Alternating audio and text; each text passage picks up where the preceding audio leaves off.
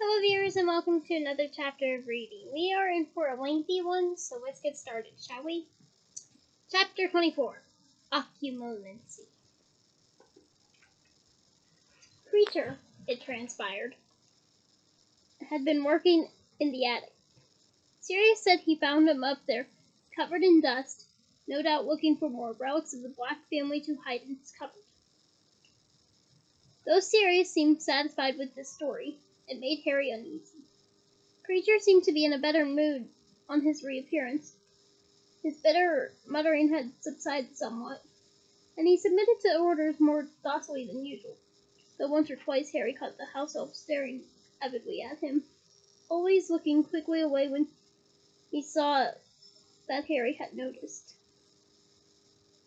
Harry did not mention his vague suspicions to Sirius, whose cheerfulness was evaporating fast now that Christmas was over. Well, Christmas has yet to begin, but I'm just reading what the book says.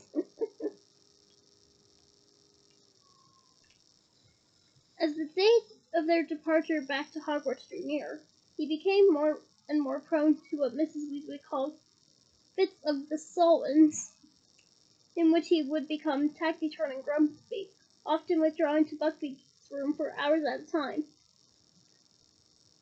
His gloom seeped through the house, oozing under doorways like some noxious gas, so that all of them became infected by it. Harry did not want to leave Sirius all alone again with only Creature for company. Well, he has Buckbeak too, Harry.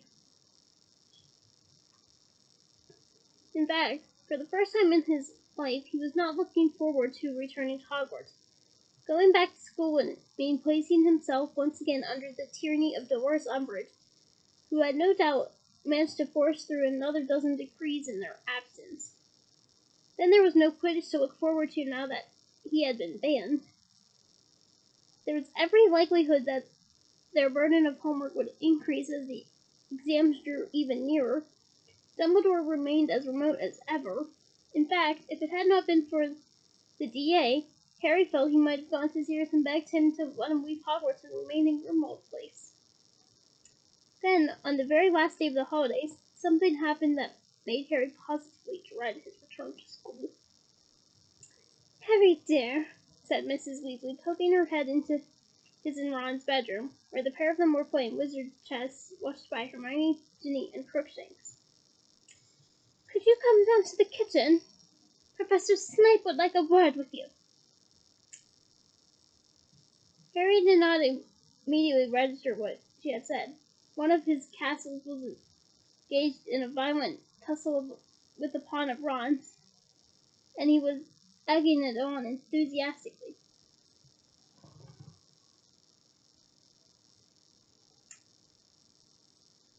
"Squash him! Squash him! He's only a pawn, you idiots!" "Sorry." Oh, wrong voice. Sorry. "Squash him! Squash him! He's only a pawn, you idiots!" "Sorry, Mrs. Weasley, what did you say?" "Professor Snape, dear, in the kitchen. He'd like a word." Harry's mouth fell open in horror. He looked around at Ron, Hermione, and Ginny, all of whom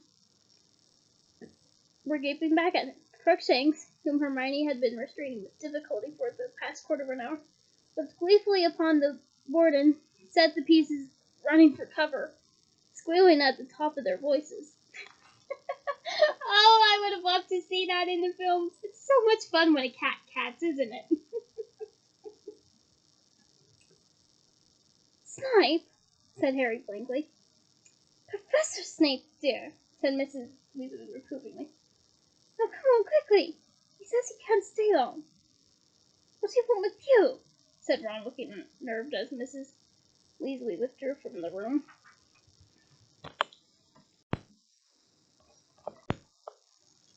"We have a guest here. We have a cameo." "Hi, baby." "Hi. You've been a mama's girl today, haven't you?" "She's been spending time with me for context." Moving on. done anything, have you? No, said Harry indignantly, racking his brains to think what he could have done that would make Snape pursue him to Grimmauld Place. As his last piece of homework perhaps earned a T?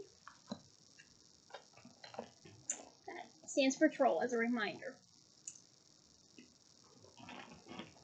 He pushed open the kitchen door a minute or two later to find Sirius and Snape both seated at the long kitchen table, but in opposite directions. Some things never change. To make a Frozen reference. Well, Frozen too, but people who have seen the film get it.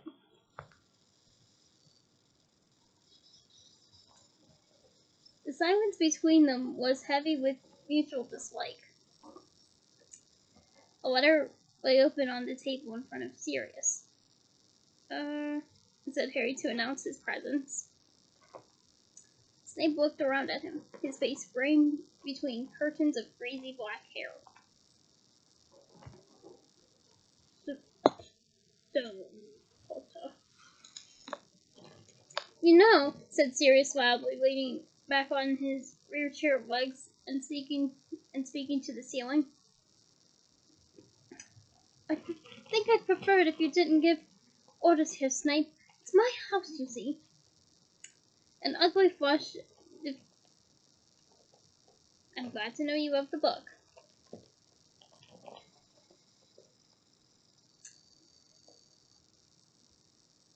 Anyway, an ugly flush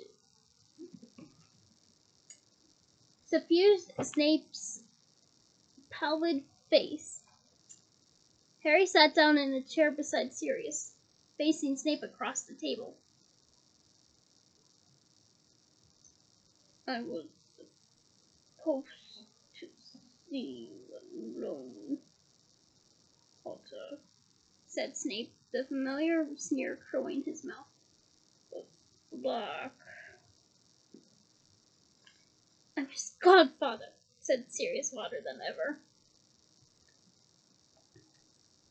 I am here on Dumbledore's orders, said Snape, whose voice by contrast was becoming more and more quietly waspish. But by all means, stay black. I like to feel involved.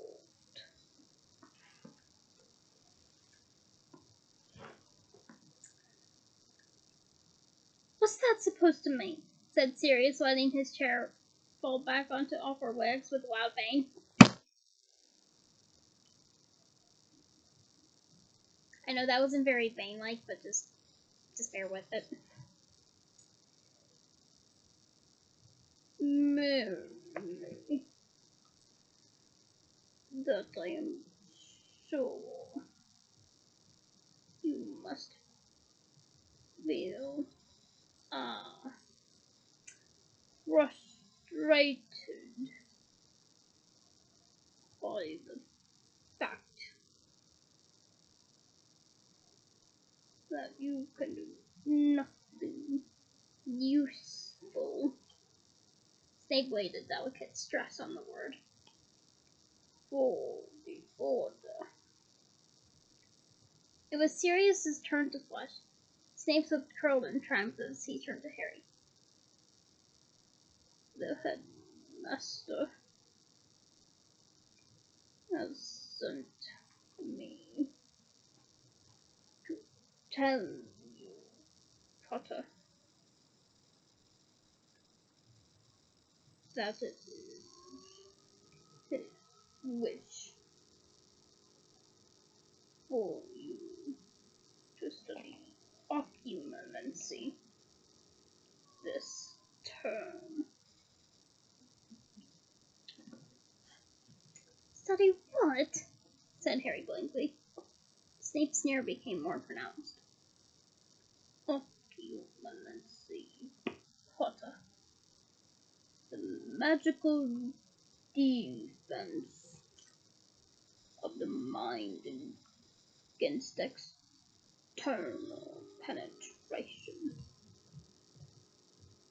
and obscure branch of magic,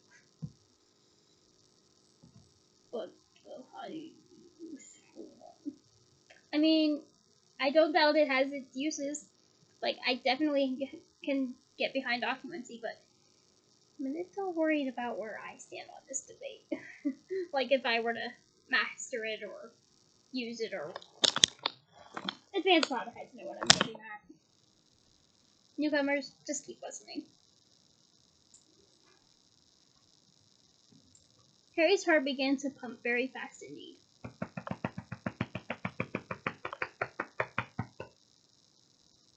How else am I going to illustrate that? Defense against external penetration, but he was not being possessed. They all agreed on that. Why do I have to study a few things? He blurted out. Because the headmaster thinks it's a good idea, said Snape smoothly.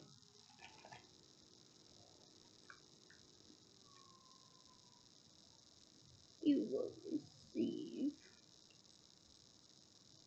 private lessons once a week,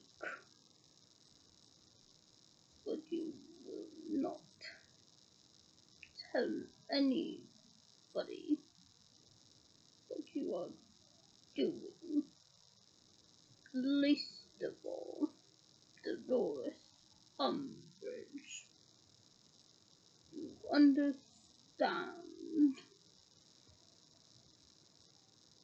Yes, said Harry. Who's going to be teaching me? Snape raised an eyebrow.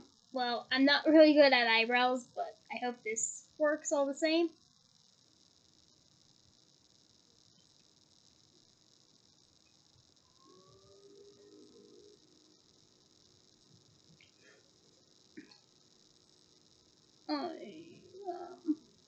He said.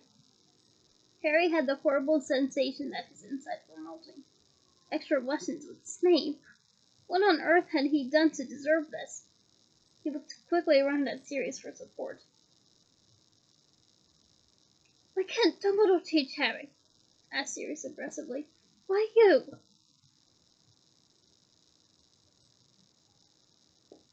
I suppose because it is the headmaster's privilege to delegate less enjoyable tasks, said Snape silly.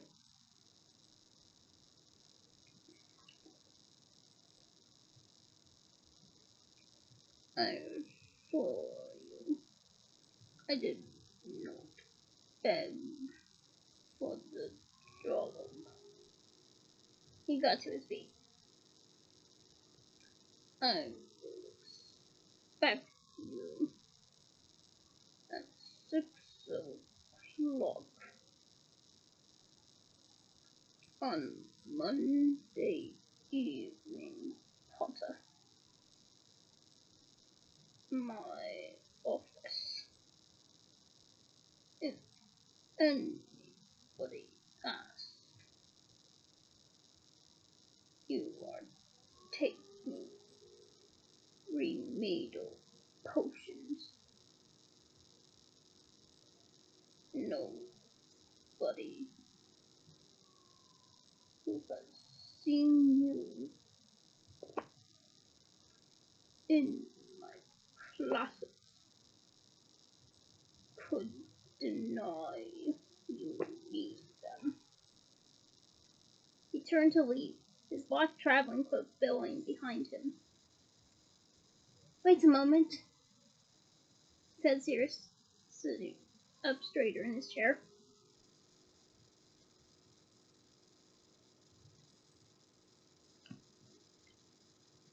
Snape turned back to face them, sneering. I am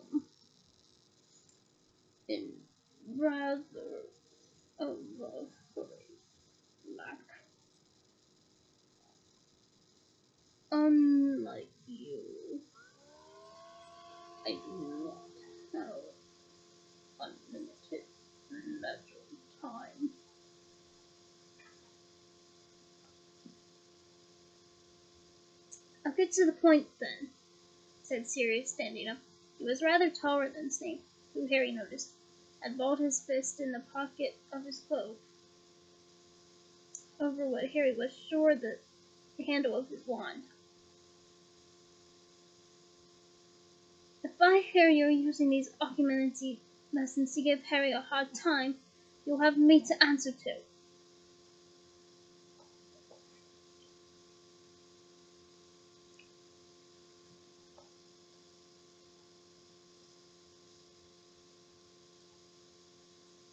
How touching, Snape sneered. But sure you noticed that Potter very like his father. Yes, I have, said Sirius proudly. I mean, even other characters have noticed too. But I've also noticed that he's like Lily in some regards as well. Have you picked up on that? If not, you're probably just gonna have to wait. Moving forth. Well, then. You know he's so arrogant.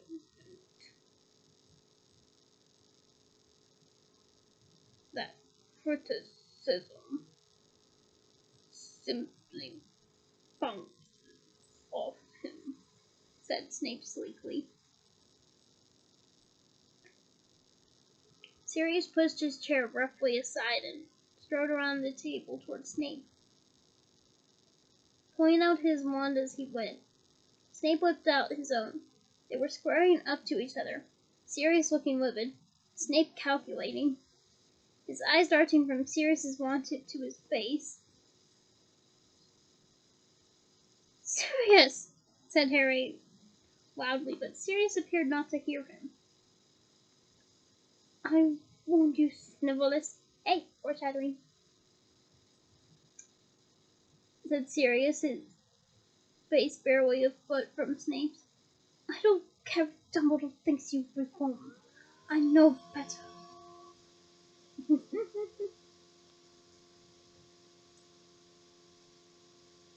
Oh, why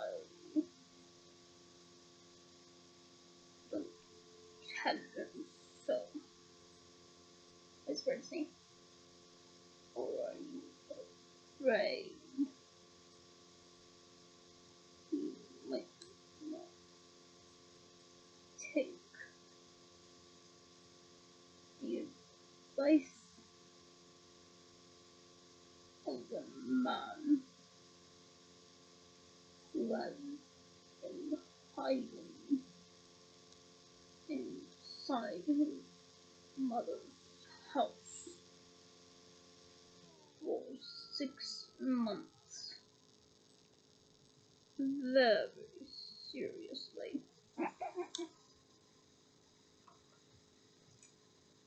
Tell me, how is Lucius Malfoy these days? I expect he's delighted his lapdog's working at Hogwarts, isn't he? Speaking of dogs, said Snape softly.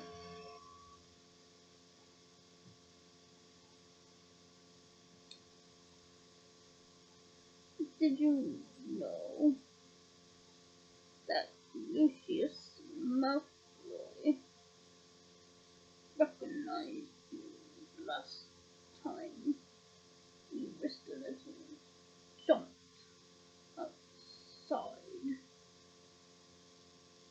Clever idea. Like getting yourself seen on a safe station platform.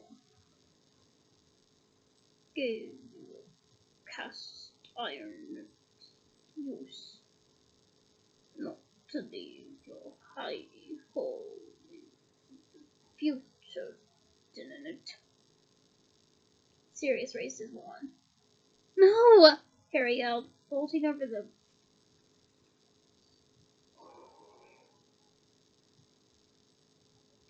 over the table and trying to get in between them. Sirius, don't!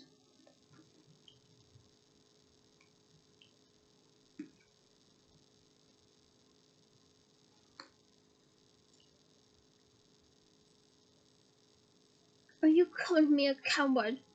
Roared Sirius, trying to push Harry out of the way, but Harry would not budge. Why, yes, I suppose I am, said Snape.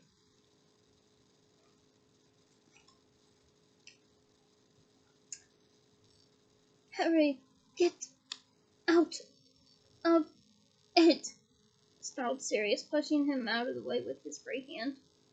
The kitchen door opened, and the entire Weasley family, plus Hermione, came inside, all looking very happy, with Mr. Weasley walking proudly in their midst, dressed in a pair of striped pajamas covered by a mackintosh.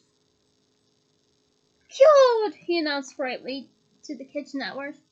Completely cured! Oh, what a mood whiplash. Oh, that is such a way to break the tension, don't you think? He and all the other Weasleys froze on the threshold, gazing at the scene in front of them, which was also suspended in mid-action. Both Sirius and Snape looking toward the door with their wands pointing into each other's faces, and Harry immobile between them, a hand stretched out to each of them, trying to force them apart. "I'm spared," said Mr. Weasley, the smile sliding off his face. "What's going on here?" Both Sirius and Snape lowered their wands. Harry looked from one to the other. Each wore an expression of utmost contempt.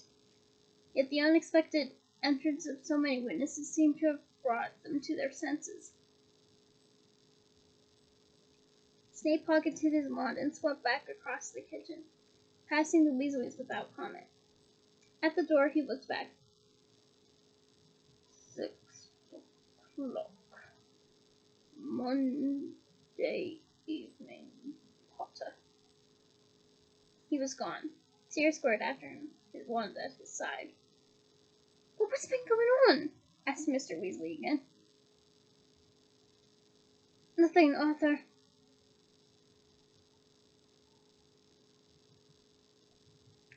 said Sirius, who was breathing heavily as though he had just run a long distance. "Just a little friendly chat between two old school friends." With what looked like an enormous effort, he smiled. "So you're cured? That's great news. Really great."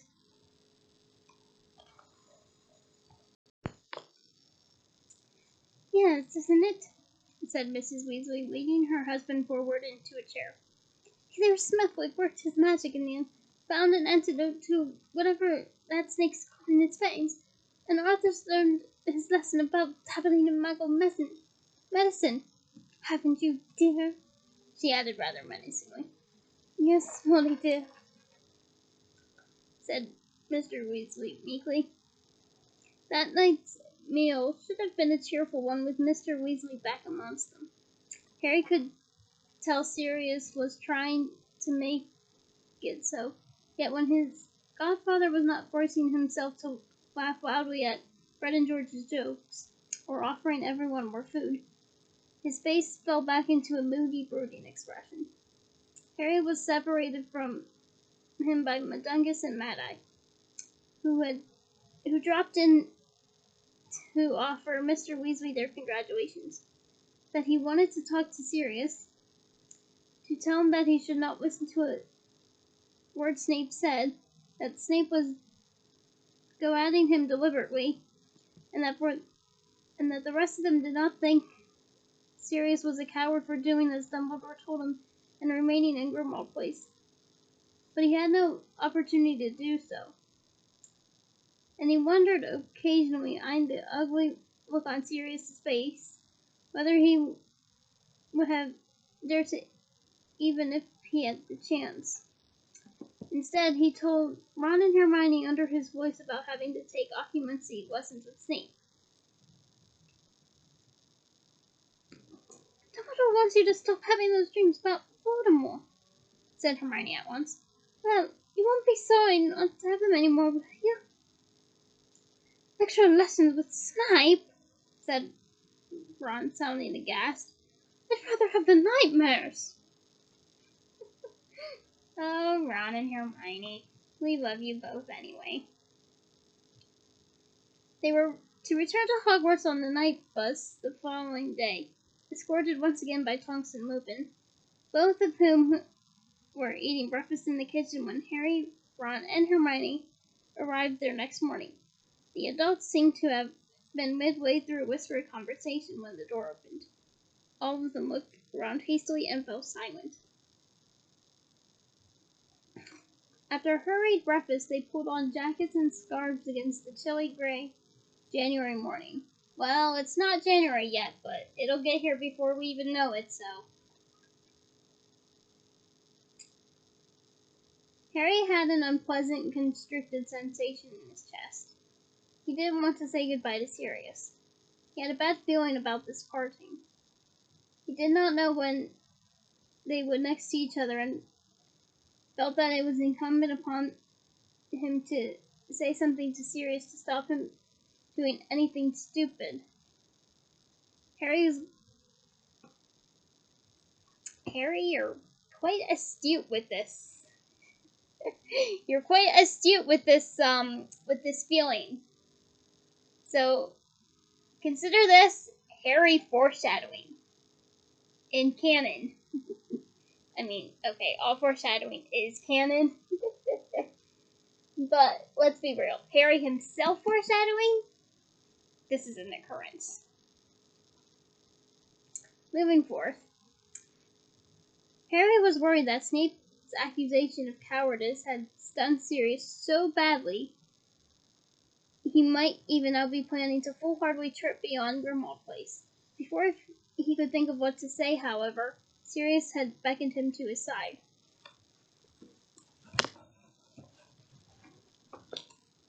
I want you to take this,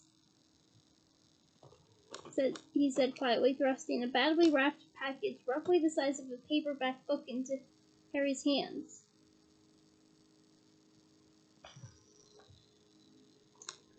What is it? Harry asked. A way of letting me know if Snape's giving you a hard time. No, don't open it here, said Sirius with a wary look at Mrs. Weasley, who was trying to persuade the twins to wear hand-knitted mittens. Don't Molly would approve. But I want you to use it if you need me, alright? Okay, said Harry, stowing the package away in the inside pocket of his jacket. But he knew he would never use whatever it was. It would not be he, Harry, who lured Sirius from his place of safety, no matter how foully Snape treated him in their forthcoming occlumency classes. Let's go then, said Sirius, clapping Harry on the shoulder and smiling grimly. And before Harry could say anything else, they were heading upstairs, stopping before the heavily chained and bolted front door, surrounded by Weasleys. Goodbye, Harry. Take care, said Mrs. Weasley, hugging him. See you, Harry, and keep an eye out for snakes for me, said Mr. Weasley genially, shaking his hand. Right, yeah, said Harry distractedly. It was his last chance to tell Sirius to be careful. He turned, looked into his godfather's face, and opened his mouth to speak.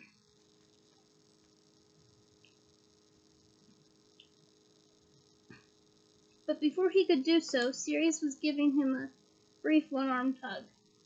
He said gruffly, "Look after yourself, Harry." And next moment, Harry found himself being shunted out into the icy winter air, with Tonks, today heavily disguised as a tall, tweedy woman with iron gray hair, shivving him down the steps. The door of number 12 slammed shut behind them. They followed Lupin down the front steps. As he reached the pavement, Harry looked around.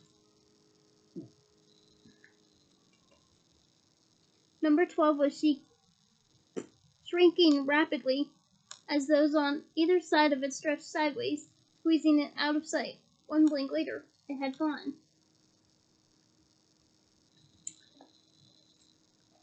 Come on, the quicker we get on the bus, the better, said Tonks.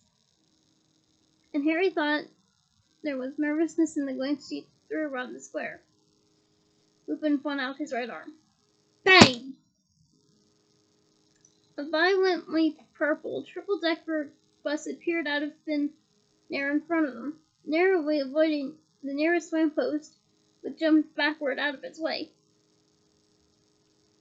A thin, pimply, jug-eared youth in a purple uniform leapt down and onto the pavement and said, "Welcome to the—" Yes, we know, thank you," said Tonks swiftly.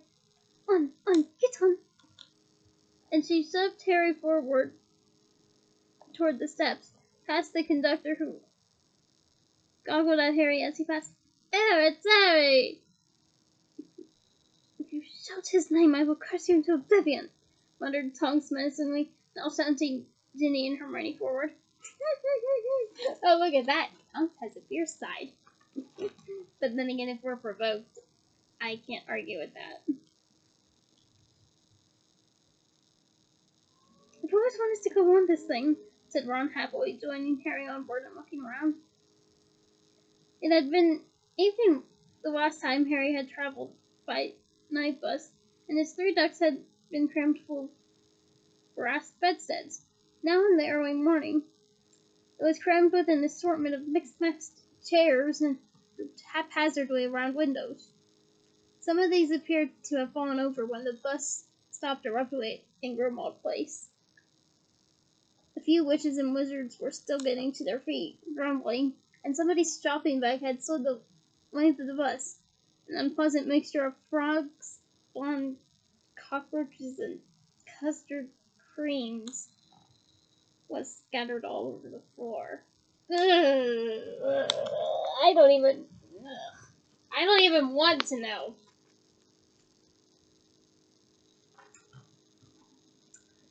"Looks like we'll have to split it up," said Tonks briskly, looking around for empty chairs.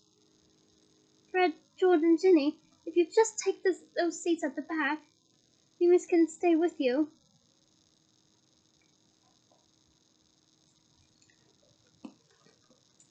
She, Harry, Ron, and Hermione proceeded up to the very top deck, where there were 2 chairs at the very front of the bus, and 2 at the back. Stan Pike, the conductor, followed Harry and Ron eagerly to the back. Heads turned as Harry passed, and when he sat down, saw all the faces flick back toward the front again. As Harry and Ron handed Stan 11 sickles each, the bus set off again, swaying and ominously. It rumbled around Grimmauld Square, weaving on and off the pavement. Then, with another tremendous bang, they were all flung backward. Ron's chair toppled right over, and Pigwidgeon, who had been on his lap, burst out of his cage and flew twittering wildly up to the front of the bus, where he floated down upon Hermione's shoulder instead. Seems like Pig likes Hermione.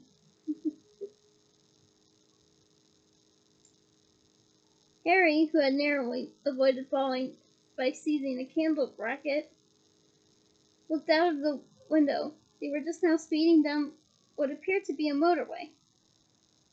"Just outside Birmingham," said Stan happily, answering Harry's unasked question as Ron struggled up from the floor. "You're keeping well then, Harry? I seen your name in the paper loads over the summer, but it weren't nothing very nice." I said to her, and I said, "It didn't seem like enough when we met her, just as goes to show, doesn't it?" He handed over their tickets and continued to gaze enthralled at Harry. Apparently, Stan did not care how nutty somebody was if they were famous enough to be in the paper. The night bus swayed alarmingly, overtaking a line of cars on the inside. Looking toward the front of the bus, Harry saw Hermione cover her eyes with her hands, Fitwiggin still swaying happily on her shoulder. Oh, Hermione, here's a hug. Bang! Chair slid backward again as the night bus jumped from the Birmingham motorway to a quiet country lane full of hairpin bends. Hedgerows on either side of the road were leaping out of the way as they mounted the verges. From here they moved to a main street in the middle of a busy town, then to a viaduct surrounded by tall hills, then to a windswept road between high-rise flats, each time with a wild bang. I've changed my mind, muttered Ron, picking himself up from the floor for the sixth time. I never want to ride on here again. Oh, Ron. Listen, it's all got stuff up to this, said Stan brightly, swaying toward them. That posse woman up front who got on with you, she's given us a little tip to move you up the queue. We're just gonna let Madame Marsh up first, though. There was more rushing downstairs, followed by a horrible spattering sound. He's not feeling her best. I mean, yeah, after all that, you probably wouldn't feel your best either, would you? A few minutes later, the night bus screeched to a halt outside a small pub, which squeezed itself out of the way to avoid a collision. They could hear Stan ushering the unfortunate Madame Marsh out of the bus and the relieved murmurings of her fellow passengers on the second deck. The bus moved on again, gathering speed until bang! They were rolling through a snowy Hogsmeade. Harry caught a glimpse of the Hogshead down the side street. The severed Boar's Head sign still creaking in the wintry wind. Flecks of snow hit the large window at the front of the bus. At last they rolled onto a halt outside the gates at Hogwarts. Lupin and Tonks helped them off the bus with their luggage and then got off to say goodbye. Harry glanced up at the three decks of the night bus and saw all the passengers staring down at them, noses flat against the windows. You'll be safe once you're on the grounds, said Tonks, casting a careful eye around the deserted road. Have a good term, okay? Look after yourselves, said Lupin, shaking hands all around and reaching Harry last. And listen, he lowered his voice while the rest of them exchanged last-minute goodbyes with Tonks. Harry, I know you don't like Snape, but he is a superb occlumency, and we all, serious included, want you to learn to protect yourself. So work hard, all right? Yeah, all right, said Harry heavily, looking up into Lupin's prematurely lined face. See you then. The six of them struggled up the slippery drive toward the castle, dragging their trunks. Hermione was already talking about knitting a few elf hats before bedtime. Harry glanced back when they reached the oak front doors. The night bus had already gone, and he half wished, given what was coming the following day, that he was still on board. I think we've all been there a few times. Harry spent most of the next day dreading the evening. His morning potions lesson did nothing to dispel his trepidation, as Snape was as unpleasant as ever, and Harry's mood was further lowered by the fact that members of the DA were continually approaching him in the corridors between classes, asking hopefully whether there would be a meeting that night. I'll let you know when the next one is, Harry said over and over again. But I can't do it tonight. I've got to go to, remedial potions. You take remedial potions, said Zacharias Smith, no relation, superciliously, having cornered Harry in the entrance hall after lunch. Good God, you must be terrible. St. usually doesn't give extra lessons, does he?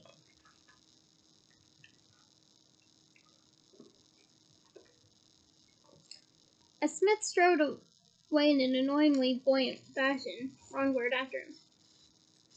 Shall I jinx him? I can still get him from here, he said, raising his wand and taking aim between Smith's shoulder blades. Forget it, said Harry dismally. It's what everyone's going to think, isn't it? That I'm really stupid. Hi, Harry, said a voice behind him. He turned around and found Cho standing there. Oh, said Harry as his stomach wept uncomfortably. Hi. Be in the library, Harry, said Hermione firmly, and she seized Ron above the elbow and dragged him off toward the marble staircase. Had a good Christmas? Asked Cho. Not bad, said Harry. Mine was pretty quiet, said Cho. For some reason, she was looking rather embarrassed. There's another Hogsmeade trip next month. Did you see the notice? What? Oh, no, I haven't noticed the boat since I got back. Yes, it's on Valentine's Day. Right, said Harry, wondering why she was telling him this. Okay, Harry, I love you, but... if something's on Valentine's Day and she's telling you about it, take that as a little hint, maybe?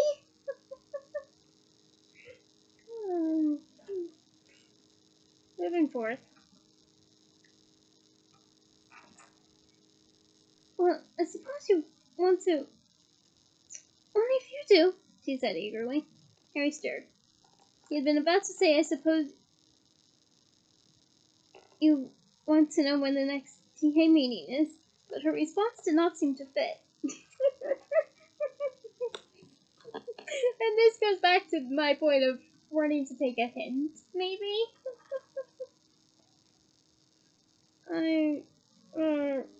He said. It's okay if you don't, she said, looking mortified. Don't worry, I'll see you around. She walked away. Harry stood staring after her, his brain working frantically. Then something clunked into place. Okay. Doom doom. People who are very familiar with a certain Law and Order spinoff know that sound all too well. And honestly, I love said spinoff. If you recognize it, comment and to be like, oh, this is the spinoff intro. Well, not really intro, but spinoff intro sound. Okay, back to Potter. Cho! Hey, Cho! He ran after her, catching her halfway up the marble staircase. Did you want to come and help me with me on Valentine's Day? Oh, yes, he said, blushing crimson and beaming at him. Right. Well, that's settled then, said Harry, and feeling that the day was not going to be a complete loss after all. He headed off to the library to pick up Ron and Hermione before their afternoon lessons, walking in a rather bouncy way himself. By 6 o'clock that evening, however, even the glow of having successfully asked out Cho Chang was insufficient to lighten the ominous feelings that intensified with every step Harry took toward Snape's office. He paused outside the door when he reached it, wishing he were almost anywhere else. Then, taking a deep breath,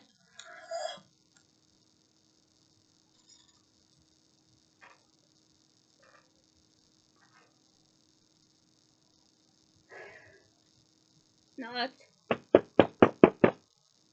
and entered.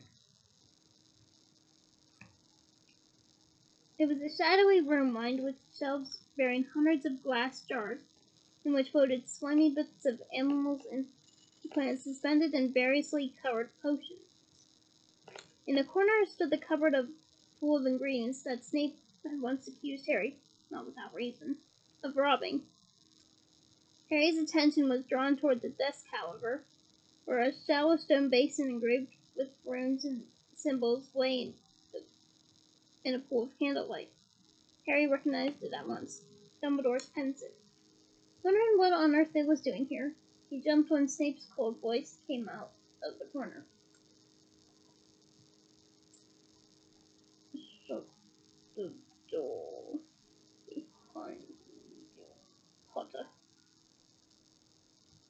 did as he was told with a horrible feeling that he was imprisoning himself as he did so. When he turned back to face the room, Snape had moved into the light and was pointing silently at the chair opposite his desk.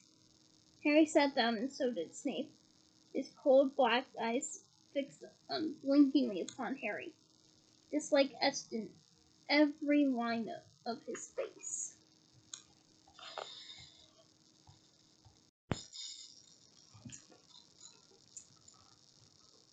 Well, Potter, you know why you are here, he said. The headmaster has asked me to teach you Occlumency.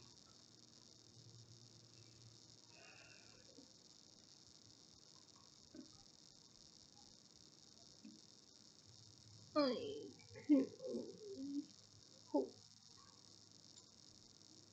that you prove more adept at it than potions.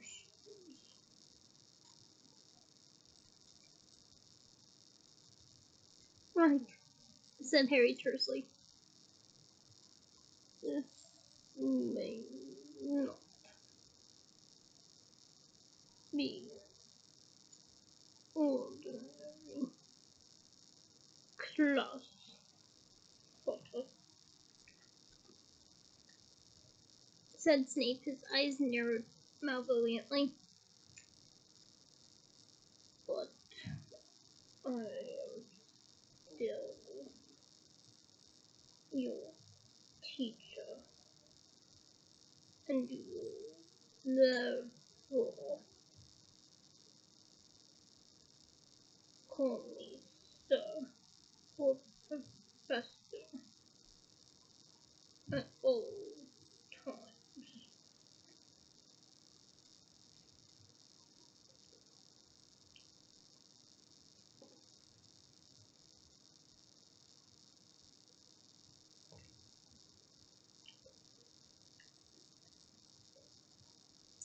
Yes, sir, said Harry.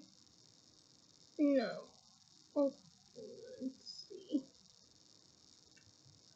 As I told you back in the dear godfather kitchen,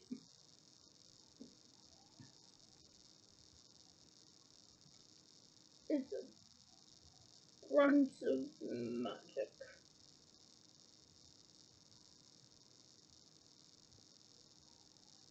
that steals the mind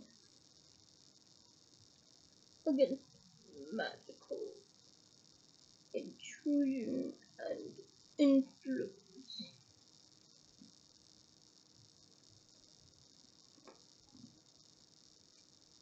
And why does Professor Dumbledore think I need it, sir?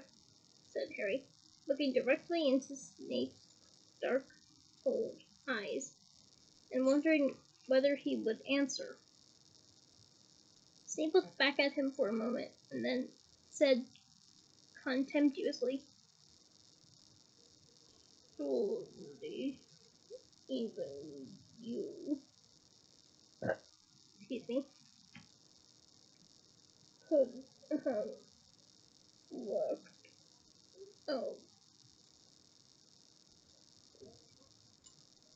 could have worked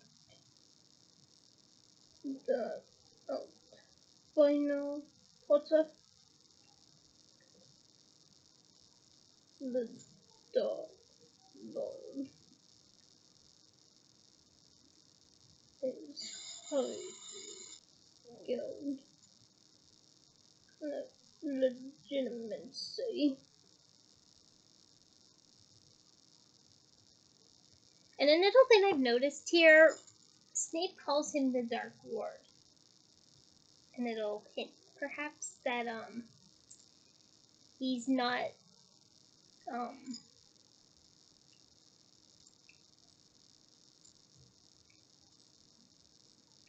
not inherently on the side of Dumbledore, perhaps? I don't want to give out I don't want to give out spoilers, obviously.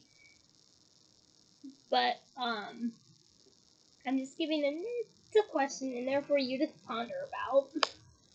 Especially those of you who are newcomer Potterheads. Moving forth.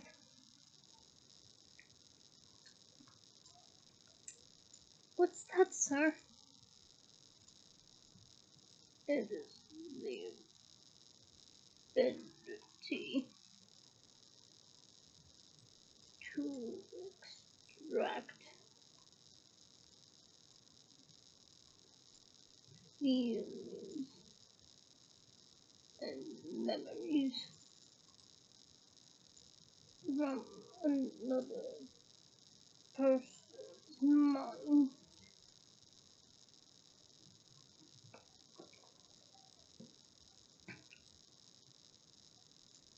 He can read minds, said Harry quickly, his worst fears confirmed. You have no subtlety, Potter, said Snape, his dark eyes glittering. Okay, I mentioned this before, but I really don't think glittering is a word fit for Snape's eyes. I would use glaring, honestly. It seems more in character to him. But moving forth.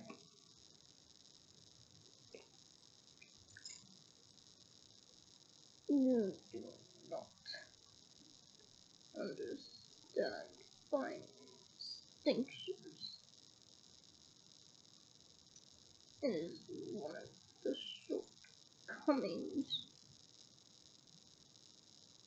that make you such a lamentable potion maker. I always think potioneer would work. I mean, I don't know if it's an actual word, but if it's not, I like potioneer. It's like a hybrid of potion and pioneer, if you will. But moving forth.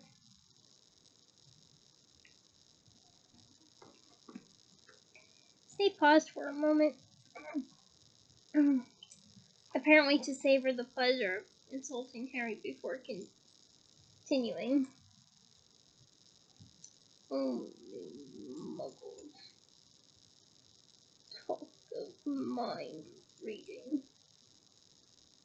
The mind, not a book, to be opened at will and examined at leisure.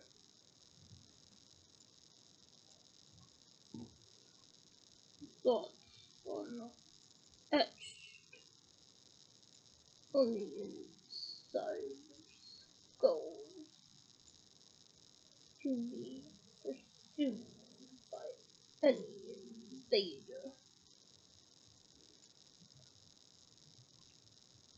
The mind complex and many layered thing, Potter. And that it is. Even with the added complexities of neurodivergence, it is still complex. Or at least most minds are. He smirked. It is true, however, that those who have mastered legilimency are able, under certain conditions,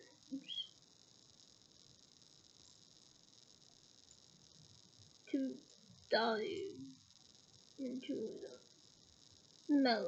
into the minds of the victims and to interpret their findings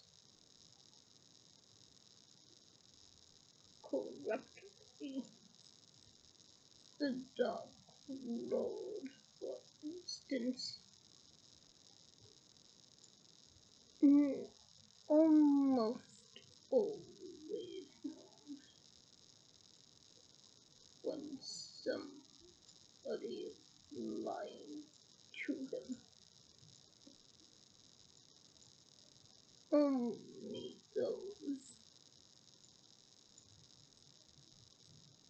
skilled at occlumency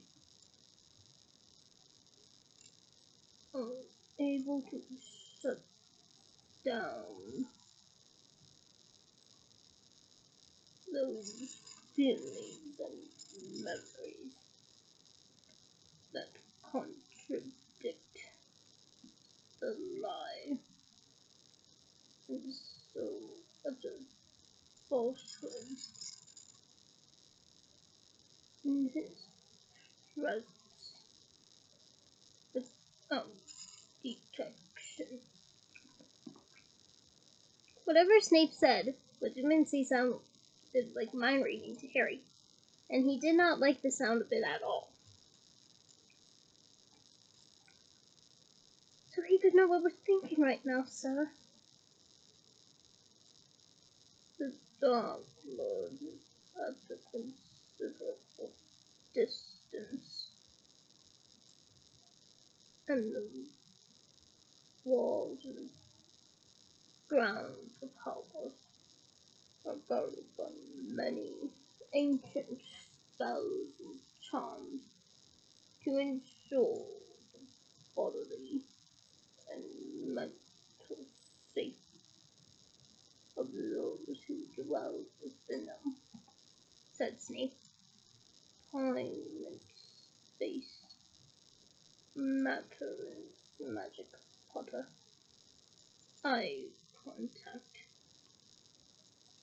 is often essential to legitimacy. Sounds like I would fail then. Yeah, I'm autistic, so keeping eye contact isn't exactly one of my strong suits, but I am working on it in some regards.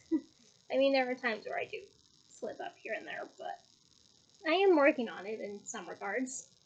So maybe a little bit of practice might help me with legitimacy. And occlumency, now that I think about it. But moving forth.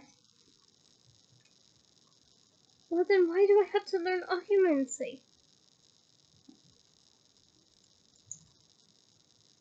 Snape eyed Harry, tracing his mouth with one long thin finger as he did so.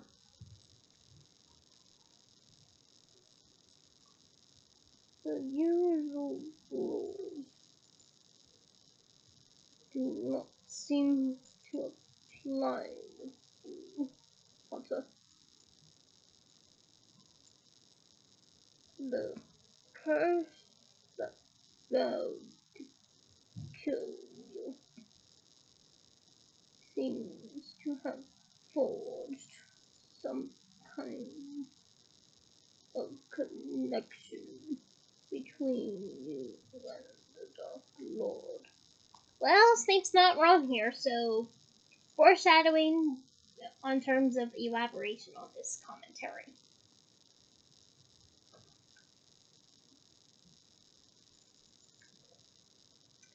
The evidence suggests that at times when your mind is most relaxed and vulnerable, when you are asleep, for instance, you are sharing the Dark Lord's thoughts and emotions. The headmaster thinks it's advisable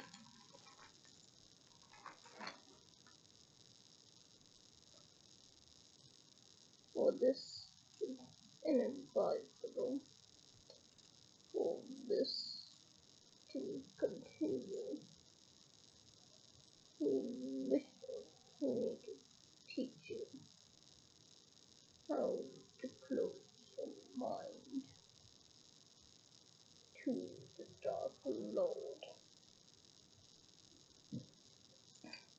Harry's heart was pumping fast again.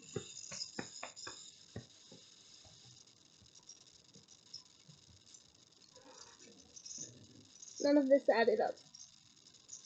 But why does Professor Dumbledore want to stop it? He asked abruptly. I don't like it much, but it's been useful, hasn't it? I mean, I saw that Snape attack Mr. Weasley, and if I hadn't, Professor Dumbledore wouldn't have been able to save him, would he? Sir? Snape stared at Harry for a few moments, still tracing his mouth with his finger. When he spoke again, it was slowly and deliberately, as though he weighed every word.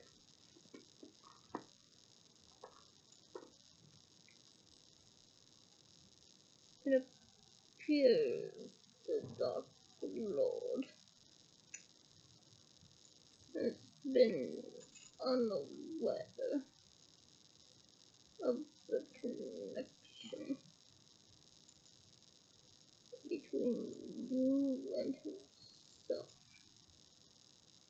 until very recently.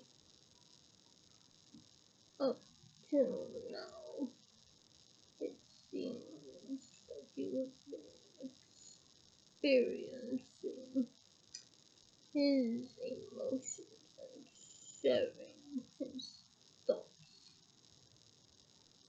without him being any wiser. However, the vision you had shortly before Christmas, the one with the Snape and with Mr. Weasley. Don't interrupt me, Potter, said Snape in a dangerous voice. As I was saying, the vision you had shortly before Christmas represented such a powerful curse upon the Dark Lord's thoughts. I saw the inside of the snake's head, not his. I thought I thought I just told you not to interrupt me, Potter. Harry did not care if Snape was angry. Unless he seemed to be getting to the bottom of this business.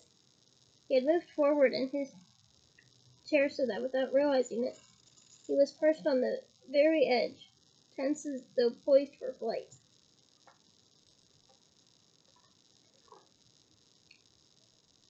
How come I saw it through the snake's eyes if it's Voldemort's thoughts I'm sharing?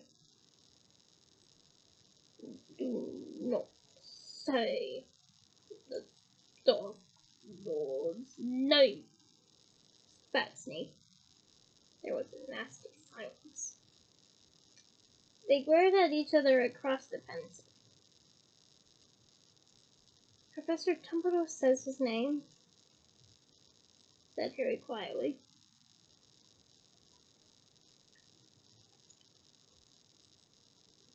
Dumbledore is an extremely powerful wizard, Snape muttered. While he may feel secure enough to use the name, the rest of us. He rubbed his left forearm, apparently unconsciously, on the spot where Harry knew the dark mark was burned into his skin. I just wanted to know, Harry began again, forcing his voice back to buoyance. Why, you seem to have visited the snake's mind, because that's where Dark Lord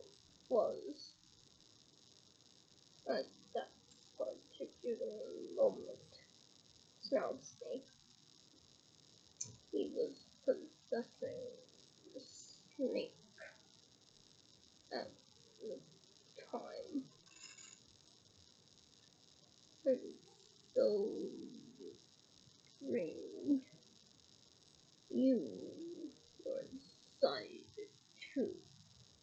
Until he realized I was there.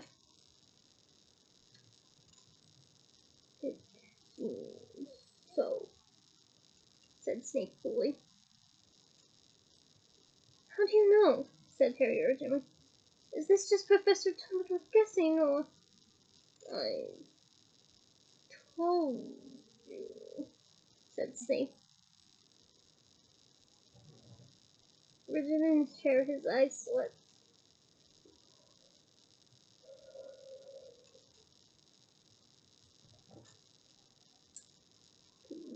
Call me sir.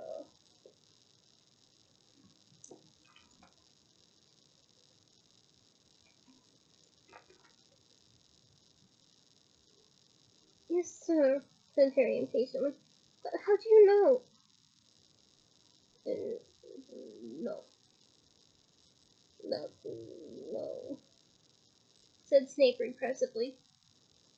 The important point is that the dog mold is now well that we are gaining access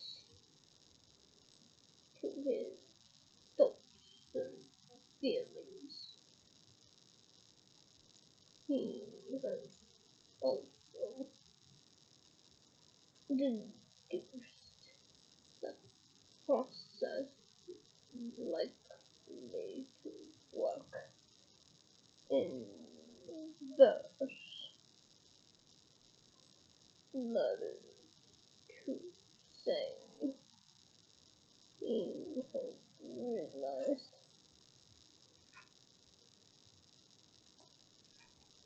that he might be able to access your thoughts and feelings in turn. And he might try and make me do things, asked Harry. Sir, he added hurriedly. He might, said Snape, sounding cold and unconcerned. Which brings us back to occlumency. Snape pulled out his wand from an inside pocket of his robes, and Harry tensed in his chair. But Snape merely raised the wand to his temple and placed its tip into the greasy roots of his hair.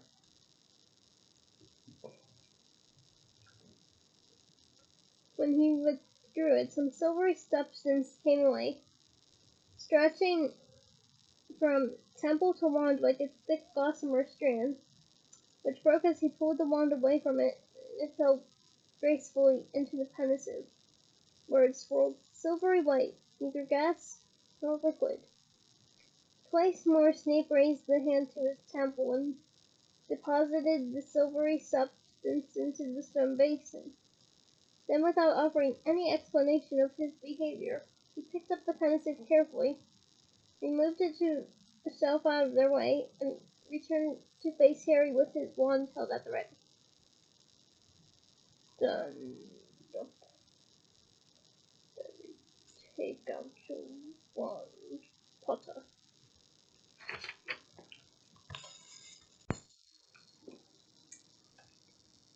Harry got to his feet, feeling nervous. They faced each other with the desk between them.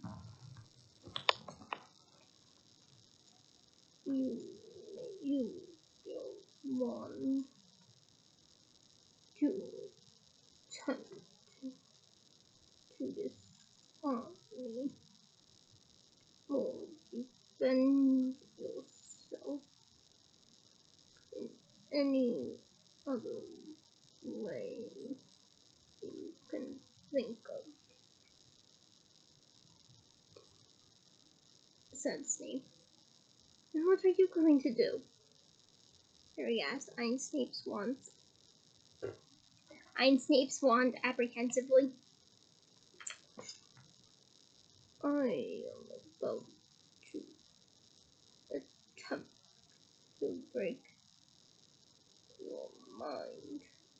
Snape softly. We are going to see how well you resist. I have been told that you have already shown aptitude and resisting the imperious curse.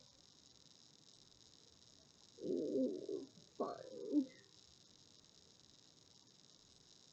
that similar powers are needed for this. Brace yourself now. Legitimate.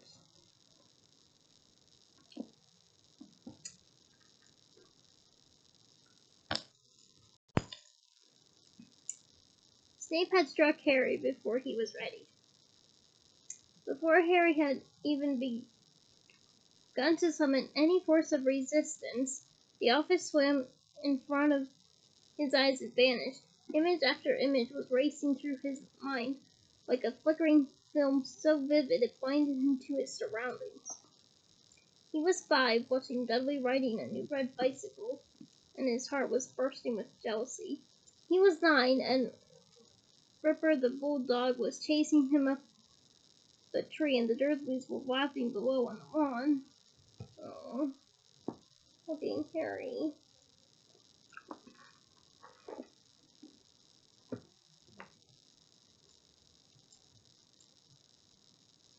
He was sitting under the sorting hat, and it was telling him he would do well in Slytherin.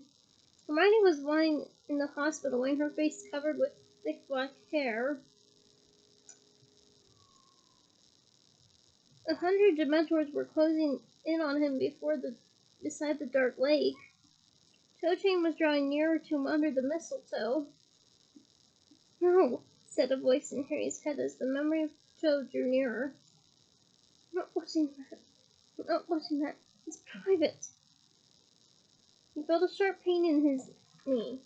Snape's office had come back into view, and he realized that he had fallen to the floor. One of his knees had collided painfully with the leg of Snape's desk. He looked up at Snape, who had lowered his wand and was rubbing his wrist. There was an angry wheal there, like a scorch mark.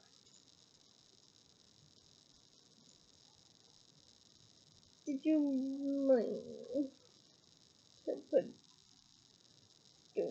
a thing, Hex?" said Snape coolly. "No," said Harry bitterly, getting up from the floor. "I thought not," said Snape contemptuously. "You've given too far. Now, let me in." Sorry, I keep misreading this. I've read a lot, okay? Cut me a little bit of slack. 3rd time's the charm, though? Let me get in too far.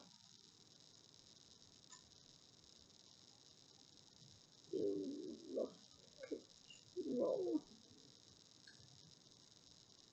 "Did you see everything I saw?" Harry asked, unsure whether he wanted to hear the answer. "Lost of it," said Snape, his lip curling. "To whom did the dog belong?"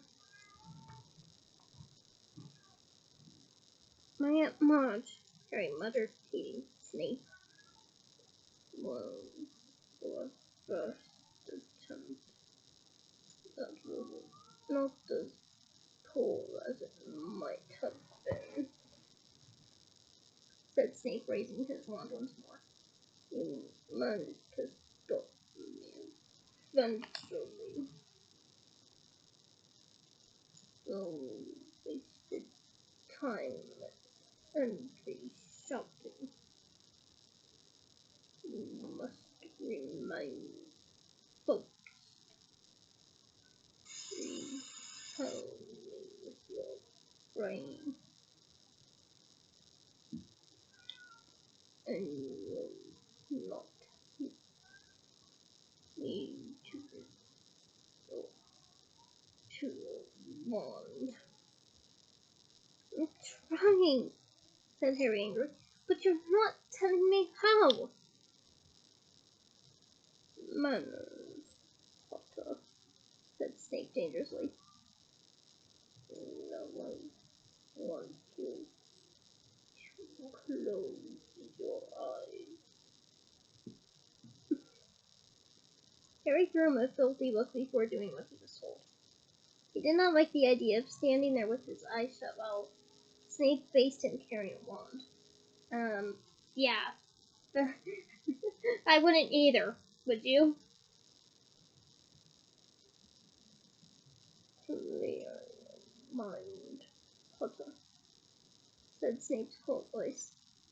Let go all emotion. But Harry's anger at Snape continued to pound through his veins like venom. Let go of his anger, he could easily detach his legs. You're not doing it, Potter. You will need more discipline than this. Focus now.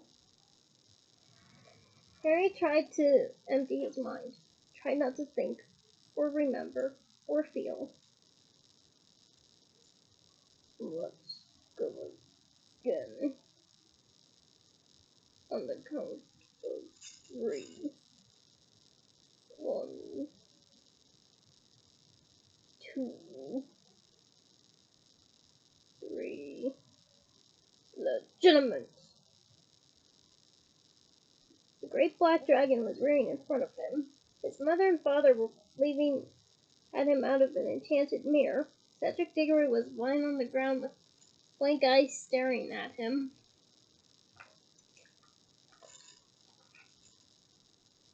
No!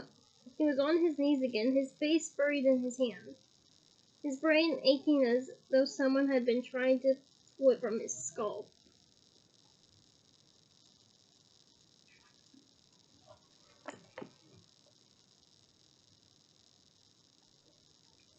Good.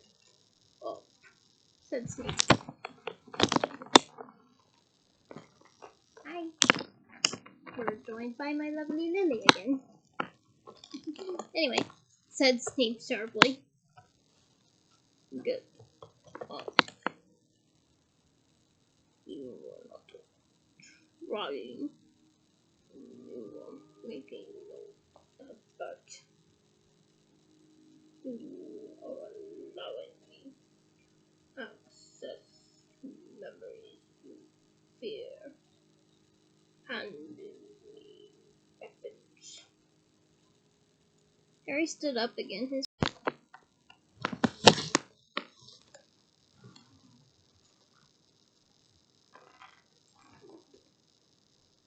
Yes, I.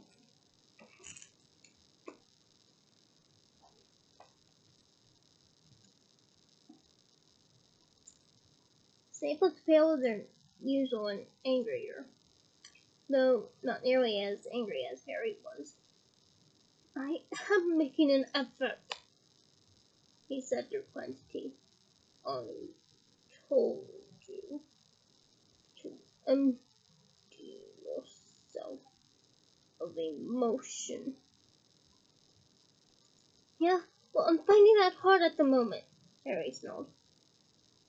Then you will find yourself easy prey for the Dark Lord, said Snape savagely. Fools who wear their hearts on their proudly on their sleeves, who cannot catch control their emotions, wallow in sad memories, and allow themselves to be provoked this easily.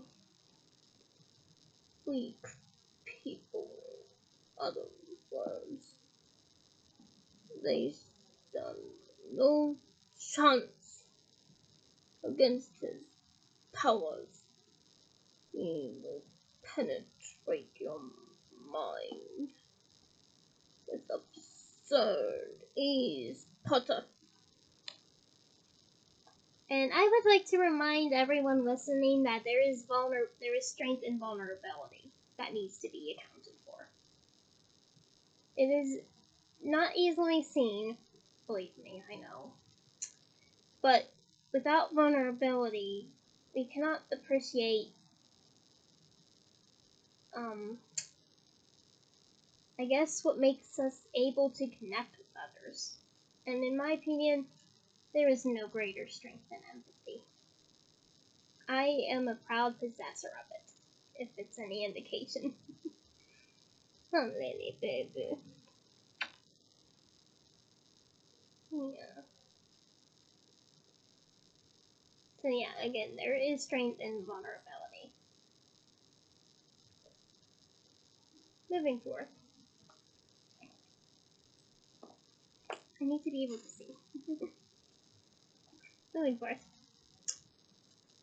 I am not weak, said Harry in a low voice, fury now pumping through him so that he thought he might attack Snape in a moment. Then prove it! Master yourself, spat Snape. Control your anger. Discipline your mind.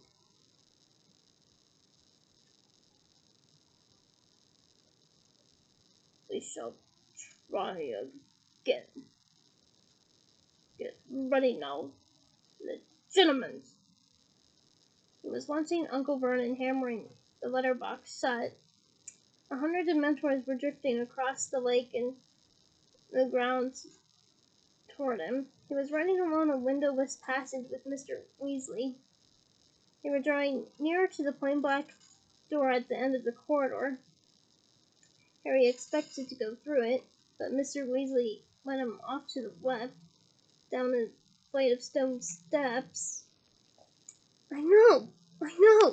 He was on all fours again on Snape's office floor. His scar was prickling unpleasantly, but the voice that had just issued from his mouth was triumphant.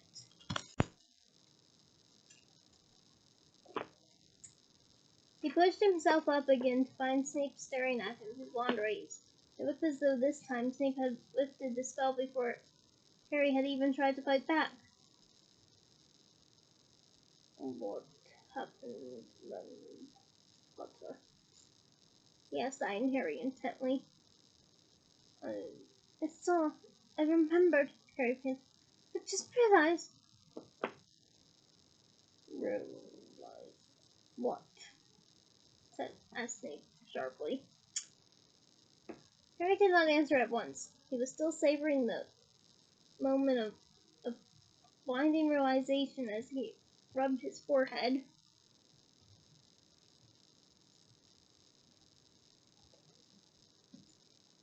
He had been dreaming about a windowless corridor ending in a locked door for months, without once realizing that it was a real place.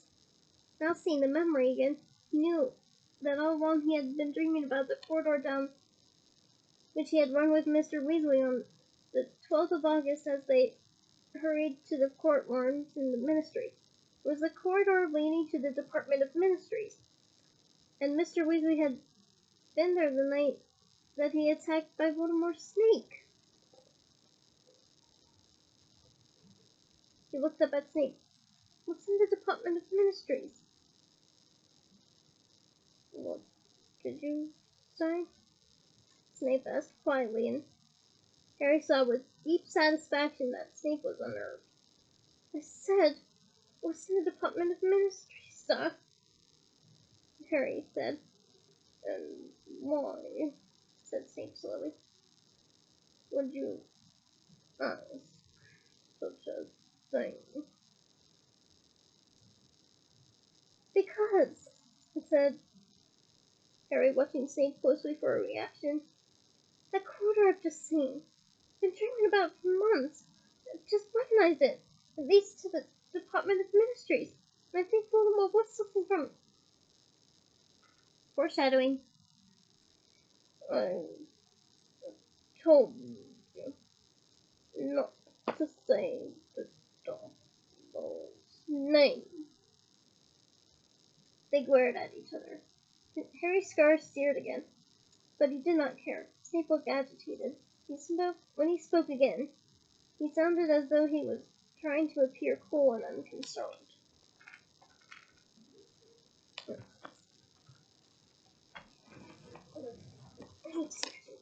There we go. There are many things in the Department of Ministries, Potter. Few of which you would understand, and none of which concern you. Do I make myself plain?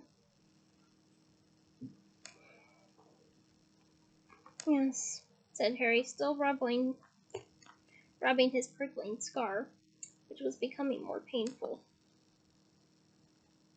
I want you back here. Same time on Wednesday.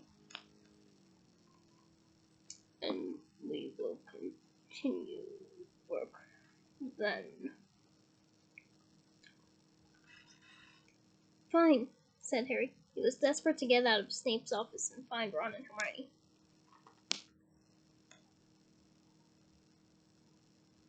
You are to rid your mind of all emotion every night before sleep. Empty it. Make it blank and calm. You understand? Yes, said Harry, who was barely listening. And be warned, Potter. I shall know if you have not practiced.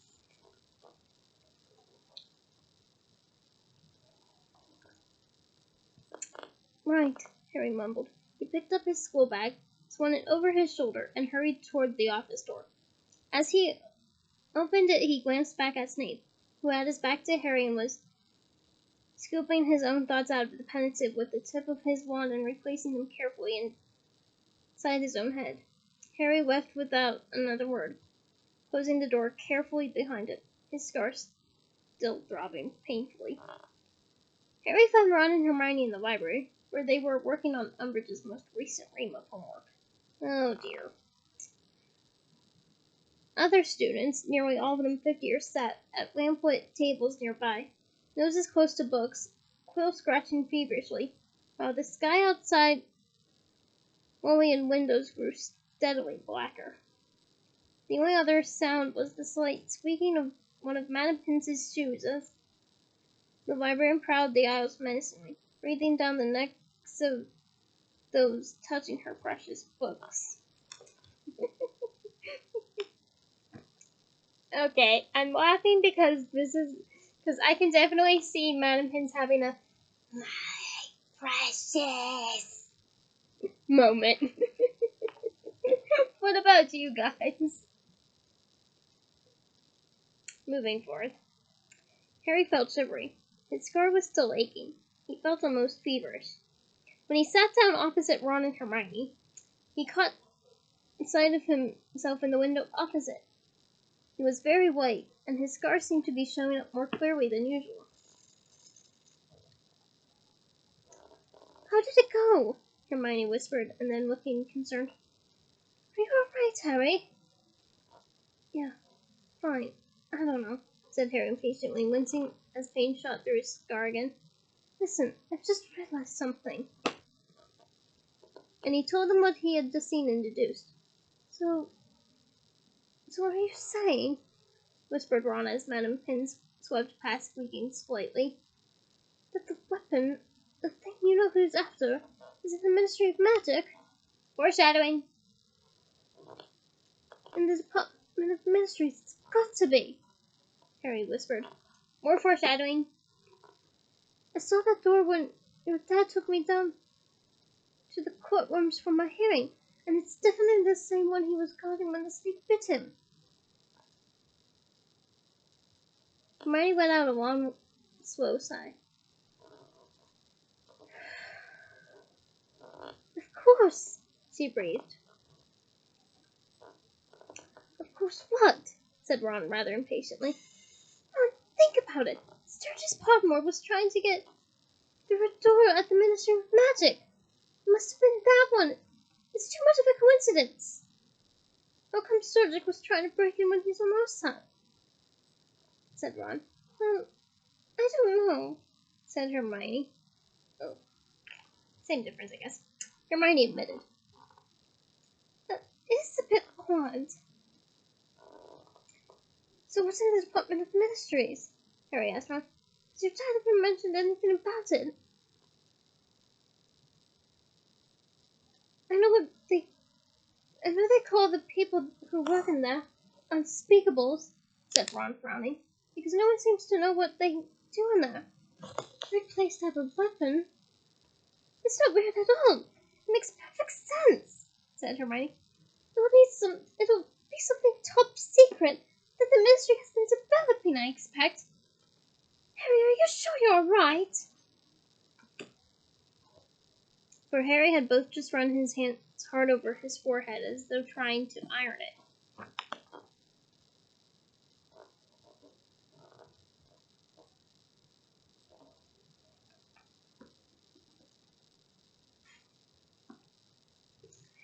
Yeah, fine, he said, lowering his hands, which were trembling.